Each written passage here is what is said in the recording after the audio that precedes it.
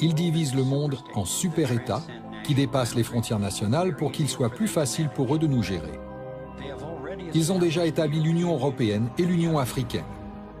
Des politiciens américains, canadiens et mexicains, sous couvert du partenariat pour la sécurité et la prospérité, travaillent sur la partie nord de ce qui pourrait être, sans doute, être appelé des plans pour l'Union américaine. Cela dure depuis des années sans le consentement des citoyens ou du Congrès. Une Union du Pacifique est déjà en train d'être mise en place. Il s'agit de la charte organisationnelle pour la tyrannie mondiale, la structure pour un contrôle total. Voici deux des hommes les plus puissants d'Europe, parlant de passer à un gouvernement unique mondial. Il est extrêmement important qu'au sein de cette nouvelle gouvernance mondiale, et plus particulièrement des deux côtés de l'Atlantique, nous appliquions les mêmes règles de la même manière.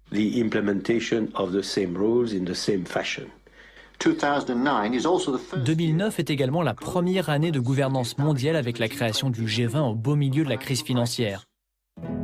Au niveau international, l'élite des banques centrales a mis en place d'énormes organisations pour faire appliquer leurs politiques, notamment l'Organisation mondiale du commerce, l'Organisation mondiale de la santé et le Fonds monétaire international. Grâce à son expérience de plusieurs décennies en tant que tueur à gages économiques, John Perkins sait comment la connivence entre les banques, les entreprises et les gouvernements leur a permis de s'emparer de pays dans le monde entier. Beaucoup de techniques ont été utilisées, mais la plus courante consiste à aller dans un pays qui dispose de ressources que nos entreprises convoitent, comme le pétrole.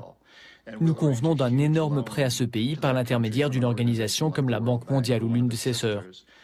Mais presque tout l'argent va aux entreprises américaines, comme Bechtel, Halliburton, General Motors, General Electric, et non au pays. Et elles conçoivent d'énormes projets d'infrastructures dans ce pays. Centrales électriques, autoroutes, ports, complexes industriels, des choses utiles aux riches mais auxquelles les pauvres ont rarement accès. En réalité, les pauvres souffrent parce que ces énormes prêts doivent être remboursés. Et leur remboursement signifie que les pauvres ne bénéficieront pas de l'éducation, de la santé et des autres services sociaux. Le pays se retrouve intentionnellement avec une énorme dette sur les bras. Nous, les tueurs à gages économiques, revenons dans ce pays et disons « Vous voyez, vous nous devez beaucoup d'argent. Vous ne pouvez pas rembourser vos dettes, donc donnez-nous une livre de chair. » Dès qu'un président anti-américain est élu, l'un d'entre nous entre et dit « Eh, félicitations, monsieur le président. Maintenant que vous êtes président, je veux simplement vous dire que je peux vous rendre très très riche, vous et votre famille. On parle de plusieurs centaines de millions de dollars si vous acceptez de suivre nos règles.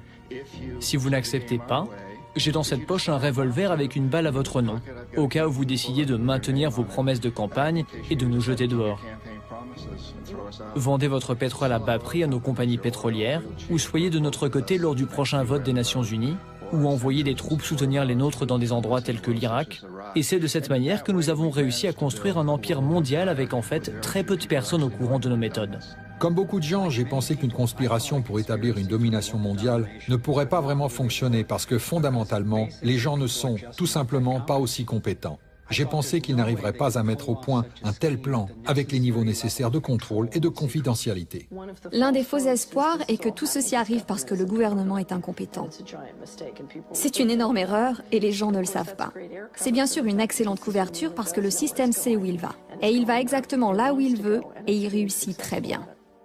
Enfin, je me suis demandé comment quelque chose de si grand et de si corrompu pouvait être tenu secret. Il s'agit d'une structure simple, et si ce n'était pas simple, cela ne fonctionnerait pas. Cette structure peut être comparée à une pyramide compartimentée.